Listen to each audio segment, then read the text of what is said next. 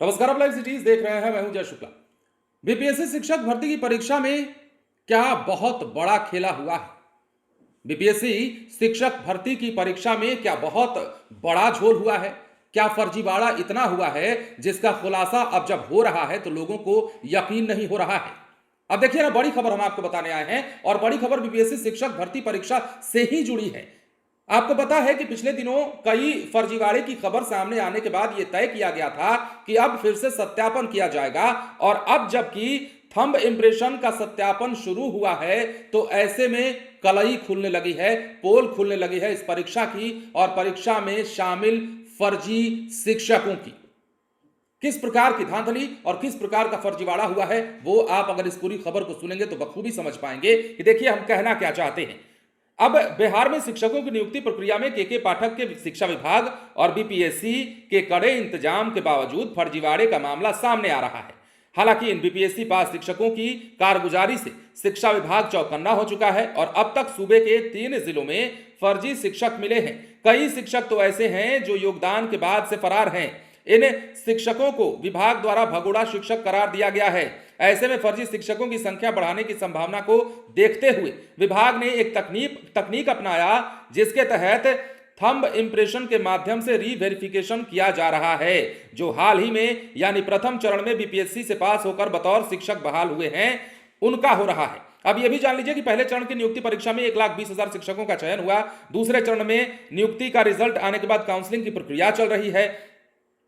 शिक्षक भर्ती परीक्षा की प्रक्रिया में उस समय बड़ी गड़बड़ी सामने आई जब बीपीएससी से प्रथम चरण में चयनित शिक्षकों के थंब इंप्रेशन का सत्यापन शुरू हुआ।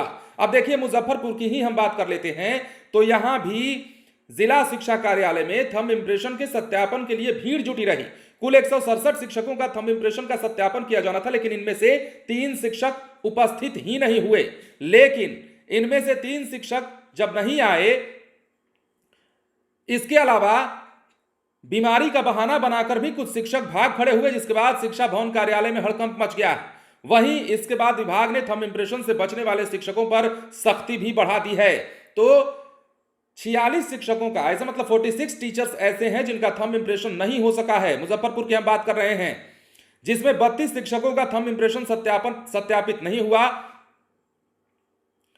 2 दिनों में अब तक 46 ऐसे शिक्षक मिले हैं जो थंब इंप्रेशन नहीं दे पाए हैं। जिला शिक्षा विभाग की ओर से कहा गया है कि हो सकता है कि तकनीकी गड़बड़ी के कारण शिक्षकों का सत्यापन नहीं हो सका है, लेकिन ऐसे में इन्हें 2 बार और मौका दिया जाएगा। इसके बाद भी सत्यापन नहीं होने पर विभाग को जानकारी दी जाएगी।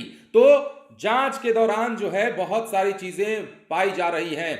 अब वही शिक्षक भाग रहे हैं। हालांकि देखिए, 2 बार उन्हें मौका जरूर दिया जाएगा, लेकिन अब आप समझ सकते हैं कि जांच के लिए जब बुलाया जा रहा है तो शिक्षक भाग क्यों रहे हैं। वो इसलिए भाग रहे हैं ताकि फर्जीवाड़ा सामने ना आ जाए, क्योंकि पहले भी हमने आपको एक मामला बताया, कई मामले आ चुके हैं, 2-3 मामले, जिसमें यह पता चला है कि परीक्षा में शामिल होने वाला शिक्षक अभ्यर्थी कोई और है और स्कूल में जो योगदान देने पहुंचा है वो शिक्षक कोई और है। तो ऐसे में इसके बाद से ही ये थंब इंप्रेशन की जो प्रक्रिया है सत्यापित करने की, ये ज्यादा जरूरी हो जाती है और यही हो रहा है। तो इसमें जो है कई शिक्षक पहुंच नहीं रहे हैं थंब इंप्रेशन सत्यापन के लिए। तो ये माना जाए कि यही शिक्षक जो हैं वो फर्जीवाड़ा करके शिक्षक बनने की कोशिश में लगे थे या बन गए थे। अब इन्हें जो है शिक्षा विभाग ने पकड़ लिया है और ये देखिए, शिक्षा विभाग की वाहवाही करने की जरूरत होगी यहां पर कि बहुत मुस्तैदी के साथ ऐसे लोगों पर कार्रवाई की जा रही है और इन लोगों को पकड़ने के लिए अब इनके खिलाफ एक्शन लिया जा रहा है।